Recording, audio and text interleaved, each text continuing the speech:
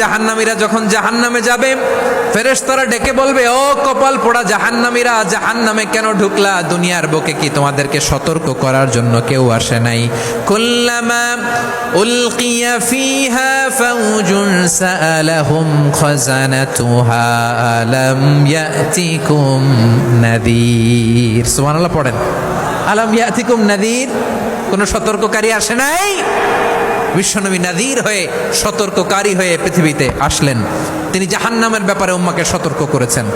জান্নাতকে যেমনি তিনি চমকপ্রদভাবে উম্মার সামনে পোট্রে করেছেন, চিত্রায়িত করেছেন, ঠিক অনুরূপভাবে ভয়ঙ্কর জাহান্নামকেও তিনি এই উম্মার সামনে পোট্রে করেছেন।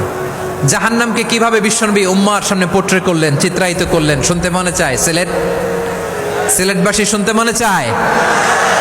জান্নাতের কথা শুনে যেমনি জান্নাতে যাওয়ার ব্যাপারে আপনারা আগ্রহী হয়েছেন, জান্নাতের নাজ নেয়ামতের কথা শুনে, জান্নাতের ফিচার শুনে যেমনি জান্নাতে যাওয়ার ব্যাপারে আমরা উদ্বেলিত হয়েছি, উচ্ছ্বসিত হয়েছি, জাহান্নামের কথা শুনলে কিন্তু আমাদের কলিজা কেঁপে উঠবে। কিভাবে বিশ্বনবী পোট্রেট করলেন? বিশ্বনবী বলেন, নারুকুম হাযিহিল্লাতী ইউকিদু ইবনু আদম জুজউন মিন ৭০ জুজআন মিন হাররি জাহান্নাম।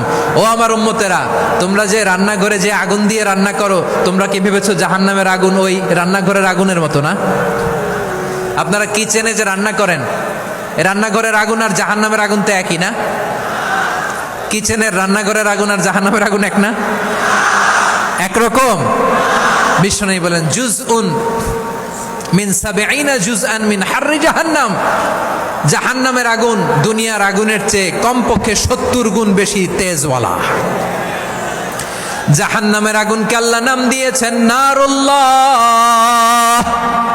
এটা আল্লাহর আগুন, নারুল্লাহিল মুকাদা আল্লাতী তাত্তালিউ আলাল আফিদা, যেটা কলিজার মধ্যে যে ধরে যায়। দুনিয়ার আগুন হাতে লাগলে হাত জ্বলে, পায়ে লাগলে পা জ্বলে। জাহান্নামের আগুন দেহের যেই জায়গায় লাগুক না কেন, সাথে সাথে কলিজাটা জ্বলে ছাই হয়ে যাবে। নারুল্লাহিল মুকাদা আল্লাতী তাত্তালিউ আলাল আফিদা। জাহান্নামের আগুন গায়ে লাগলে আপনার কলিজা পুড়ে ছাই হয়ে যাবে। ওই জাহান্নামে আমরা যেতে চাই? আমরা তো সবাই মিলে নাশিদ গাইলাম, জান্নাতে আমরা একা যাব না, সবাই মিলে যাব। ওই জাহান্নাম থেকেও সবাই মিলে বাঁচার দরকার আছে না নাই? জাহান্নামের ভেতরে লক্ষ লক্ষ কোটি কোটি কাফির মুশরিককে দেওয়ার পরেও জাহান্নাম বলবে, হাল মিম মাজিদ, আরো আছে নাকি, আরো দাও। কোটি কোটি কাফেরের দল, মুশরিকের দল, সীমা লঙ্ঘনকারী দল, তাদেরকে যখন জাহান্নামে ফেলা হবে, বড় বড় পাথর খণ্ড জাহান্নামে ফেলা হবে, তারপরও জাহান্নাম বলবে, হাল মিম মাজিদ, আরো আছে নাকি, দাও, আরো দাও, আরো দাও। আমার ক্ষুধা নিবারণ হয় নাই। জাহান্নামে তো উত্তপ্ত হবে, জ্বলন্ত হবে, ভয়ঙ্কর হবে। জাহান্নামের এক অংশ আরেক অংশকে খেয়ে ফেলবে। আল্লাহু আকবার। ফেরেশতারাও টালমাটাল হয়ে যাবে। জাহান্নামের রক্ষী ফেরেশতারা কি করবে তারা নিজেরাও বুঝতে পারবে না। কোটি কোটি মুশরিক কাফেরদেরকে জাহান্নামে নিক্ষেপ করার পরেও জাহান্নাম ঠান্ডা হবে না, শান্ত হবে না, বলবে হাল মিম মাজিদ, আরো আছে নাকি, আরো দাও। তখন আল্লাহ তাআলার কুদরতি পা জাহান্নামের ভেতরে ঢুকিয়ে দিবেন। সুবহানাল্লাহ পড়তে পারলেন না মজা করে? কোনো কিছুতেই যখন জাহান্নামকে শান্ত করা যায় না, আল্লাহ তাআলা তার কুদরতি পা জাহান্নামে ঢুকিয়ে দিবেন। দেওয়ার সাথে সাথে জাহান্নাম থেকে আওয়াজ আসবে, কত কত বিইজ্জাতিকা ওয়া বিকদরিক, আল্লাহ বিইজ্জাতিকা ওয়া বিকারামিক, আল্লাহ আপনার ইজ্জতের কসম, যথেষ্ট হয়েছে, এনাফ এনাফ, আর লাগবে না। সুবহানাল্লাহ বলেন। ওই ভয়ঙ্কর জাহান্নামে আমরা যেতে চাই কেউ? আমরা সব সময় ওই জাহান্নাম থেকে আল্লাহর কাছে পানাহা চাই। আওয়াজ করে বলেন ঠিক কিনা? বিশ্বনবী সব সময় আল্লাহর কাছে আল্লাহর জান্নাত চাইতেন, আল্লাহর জাহান্নাম থেকে পানাহা চাইতেন। তিনি বলতেন, আল্লাহুম্মা ইন্না নাসআলুকাল জান্নাতা ওয়া নাউযু বিকা মিনান নার। আল্লাহ তোমার কাছে জান্নাত চাই, তোমার জাহান্নাম থেকে পানাহা চাই। আবার আমরা যখন দোয়া পড়ি, আমরা পড়ি, রব্বানা আতিনা ফিদ দুনিয়া হাসানাতাও ওয়া ফিল আখিরাতি হাসানাতাও ওয়া কিনা আযাবান নার। আল্লাহ দুনিয়ার কল্যাণ দাও, আখিরাতের কল্যাণ দাও, জাহান্নামের আগুন থেকে বাঁচিয়ে দাও। পড়ে আমিন। ওয়া কিনা আযাবান নার মানে কি? আল্লাহ তুমি আমাদেরকে বাঁচাও আগুনের শাস্তি থেকে। এটা বিশ্বনবীর সবচাইতে প্রিয় দোয়া ছিল। নবী যখন তাওয়াফ করতেন, প্রতিটা তাওয়াফে তিনি এই দোয়াটা পড়তেন।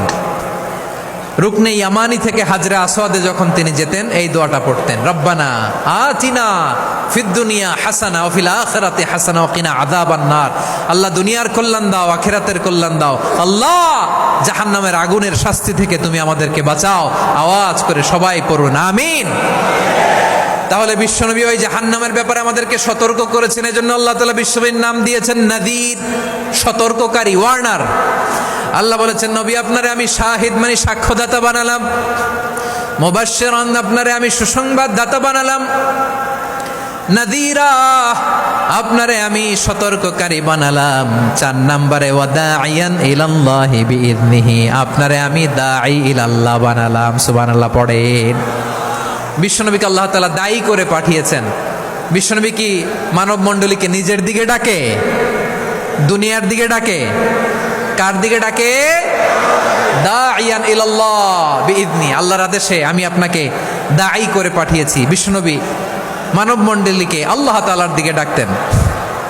আল্লাহ তাআলা বলেন, ওয়ামান আহসানু কওলাম মিম্মান দাআ ইলাল্লাহি ওয়া আমিলা সালিহান ওয়া ক্বালা ইন্নানি মিনাল মুসলিমিন। তার চাইতে ভালো কথা, শ্রেষ্ঠ কথা, কল্যাণকর কথা আর কার হতে পারে যে মানুষকে আল্লাহর দিকে ডাকে, সৎকর্ম করে আর বলে আমি হলাম মুসলমান। সুবহানাল্লাহ বলেন।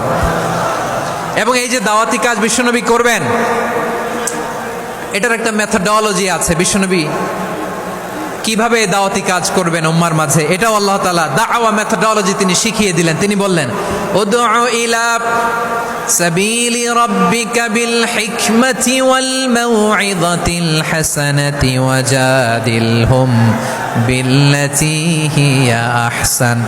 নবী হে, আপনি মানুষকে আপনার রবের দিকে ডাকুন প্রজ্ঞার সাথে, বিচক্ষণতার সাথে, সুন্দর কথামালা দিয়ে, উপদেশ দিয়ে। আর যদি আল্লাহর দ্বীন প্রচার করতে যে কারো সাথে তর্ক করতে হয়, সর্বোত্তম পন্থায় সেই তর্ক করেন। পড়েন সুবহানাল্লাহ। উদউ ইলা সাবিলি রাব্বিকা বিল হিকমা, আমরা হিকমতের সাথে দাওয়াতি কাজ করতে চাই। হিকমা মানে কি? হিকমা মানে হচ্ছে knowledge plus common sense equals to হিকমা। আল্লাহর দেয়া কোরআন সুন্নাহ এবং আপনার কমন সেন্স দুইটাকে একসাথে মিক্স করলে এটা প্রজ্ঞা হিসেবে রিফ্লেক্ট করে। শুধু কোরআনের আয়াত মুখস্থ করলেই হবে না, হাদিস মুখস্থ করলেই হবে না, এটা কিভাবে উপস্থাপন করতে হবে সেটাও জানার দরকার আছে না নাই? কি বলতে হয়, কতটুকু বলতে হয় সেটাও জানার দরকার আছে না নাই? সেটার নাম হচ্ছে হিকমা, প্রজ্ঞা। এই প্রজ্ঞার সাথে, বিচক্ষণতার সাথে আমাদেরকে দাওয়াতি কাজ করতে হবে। বিশ্বনবী সাল্লাল্লাহু আলাইহি ইসলামের জীবনী, ওনার বায়োগ্রাফি নিয়ে কথা বলাটা দুষ্কর, কারণ এটার কোনো শেষ নাই, কুল নাই, কিনারা নাই, বিয়ন্ডলেস, বাউন্ডলেস, বটমলেস। সুবহানাল্লাহ বলেন। কারণ তিনি তো এমন নবী যিনি হ্যাঁ বললে এটা শরীয়তে হালাল হয়ে যায়। নবীর মুখ দিয়ে যদি বেরোয় হ্যাঁ, নাম, ইয়েস, তাহলে এটা হালাল। ঠিক কিনা বলেন? এ নবীর মুখ দিয়ে যদি না বের হয় যে না, নো, তাহলে এটা শরীয়তে হারাম হয়ে যায়। কেমন নবী আমরা পেয়েছি, যিনি হ্যাঁ বললে হালাল, না বললে হারাম, যিনি সাব্বাবা, এই আঙ্গুলি উপরের দিকে উঁচু করলে চাঁদ ভেঙে 2 টুকরা হয়ে যায়, যে নবী জমিন থেকে পা উঁচু করলে আল্লাহর আরশে মেরাজে চলে যায়, এমন নবীর উম্মত আমরা হয়েছি। যে নবীকে বাদ দিলে কোরআন বোঝা যায় না, কারণ এ নবীর উপরই কোরআন নাজিল করেছে কে? এ নবীকে বাদ দিলে হাদিস বোঝা যায় না, কারণ হাদিস তো এ নবীর মুখনিসৃত পবিত্র বাণী। সুবহানাল্লাহ পড়েন। এ নবীকে বাদ দিলে জান্নাত চিনা যায় না, কারণ জান্নাত তিনি চাক্ষুষ দেখে এসে আমাদেরকে মেরাজ শেষে বর্ণনা করে শুনিয়েছেন। এ নবীকে বাদ দিলে জাহান্নাম চেনা যায় না, এ নবীকে বাদ দিলে আমার রবকে চেনা যায় না। ঠিক কিনা বলেন? তো বিশ্বনবীর 5টি বৈশিষ্ট্যের কথা আল্লাহ তাআলা এই সূরাতে উল্লেখ করেছেন। আল্লাহ রাসূল সাল্লাল্লাহু আলাইহি ওয়াসাল্লাম যখন মক্কাতে দাওয়াত দিচ্ছিলেন, মক্কার কুরাইশরা নানাভাবে বিষ্ণু ইসা ইসলামকে কষ্ট দিচ্ছিল, নানাভাবে ট্যাগিং করছিল, মিথ্যা অপবাদ দিচ্ছিল। কখনো কখনো তারা বিশ্বনবীকে বলছিল মিথ্যাবাদী, কাযযাব। কখনো বলছিল যে তুমি হচ্ছে জাদুকর সাহের, কখনো বলেছে শায়ের, মুহাম্মদ তুমি কবি, কখনো বলেছে কাহেন, মুহাম্মদ তুমি গণক, এবং কখনো বলেছে মুহাম্মদ তুমি হচ্ছে মাজনুন মানে পাগল। আওয়াজ করে সবাই পড়ুন নাউযু বিল্লাহি মিন যালিক। তাহলে বিশ্বনবীকে মৌলিকভাবে এই 5টি অপবাদ দিয়েছে। আমার কলেজা টুকরা সিলেটের ভাইরা, বিশ্বনবীর ব্যাপারে মিথ্যা অপবাদ মৌলিকভাবে দিয়েছে কয়টি? 5টি। বলেছে তুমি মিথ্যাবাদী, বলেছে তুমি গণক, তুমি কবি, তুমি পাগল, তুমি জাদুকর।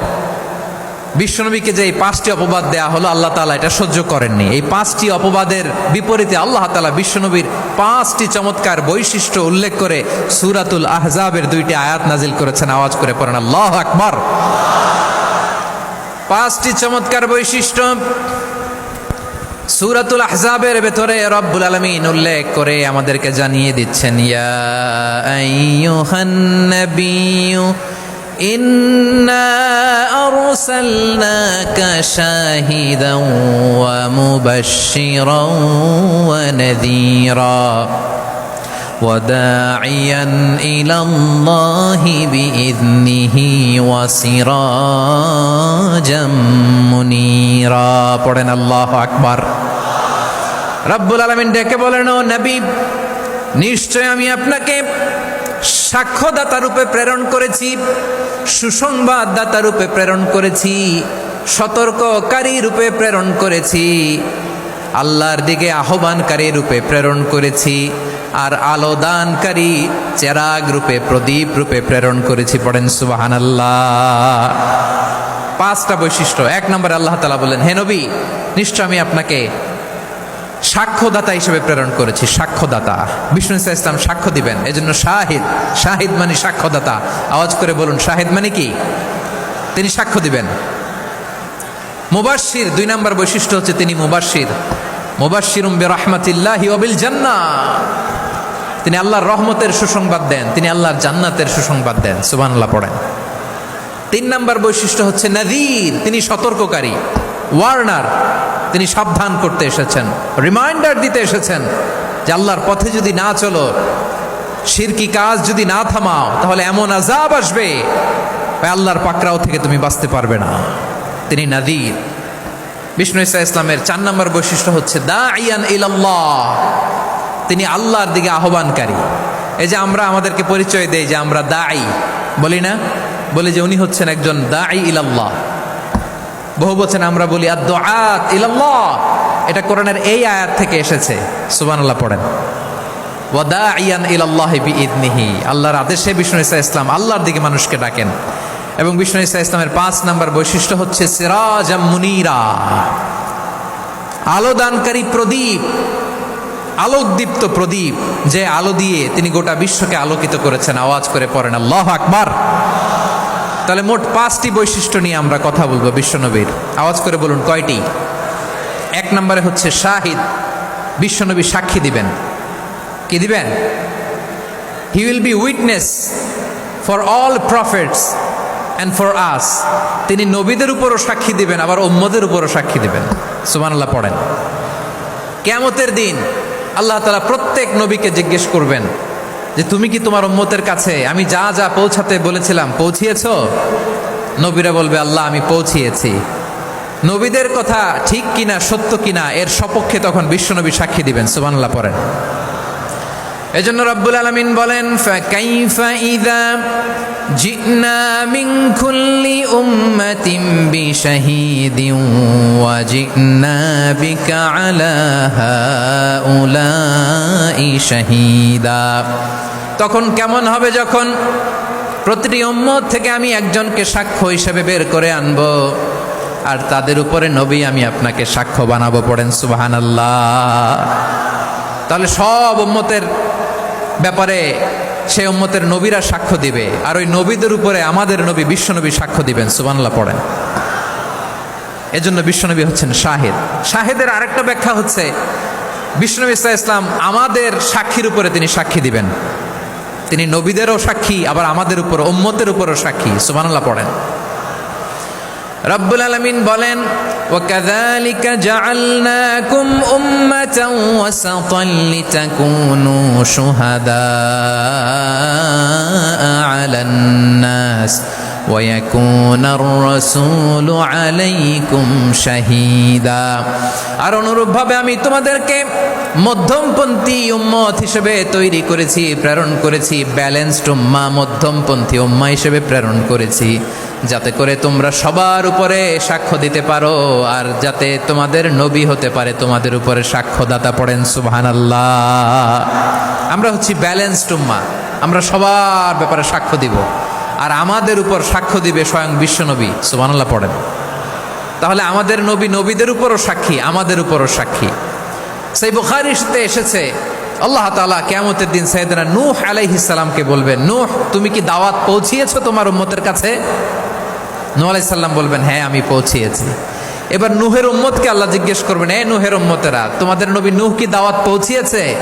নূহের উম্মত বলবে, না আল্লাহ, আমাদের কাছে কোনো সতর্ককারী আসে নাই, কোনো নবী টবি আসে নাই, কোনো দাওয়াতও আমরা পাই নাই, আপনারাও চিনি নাই, জান্নাতও চিনি নাই, জাহান্নামও চিনি নাই। নূহ আলাইহিস সালাম বিপদে পড়ে যাবেন। তখন আল্লাহ বলবেন, নূহ তুমি বললা পৌঁছিয়েছো, তোমার উম্মত বলে কিছু পায় নাই। নূহ তোমার কি কোনো সাক্ষী আছে? তোমার কথা আর তোমার উম্মতের কথা তো মিলে না। তুমি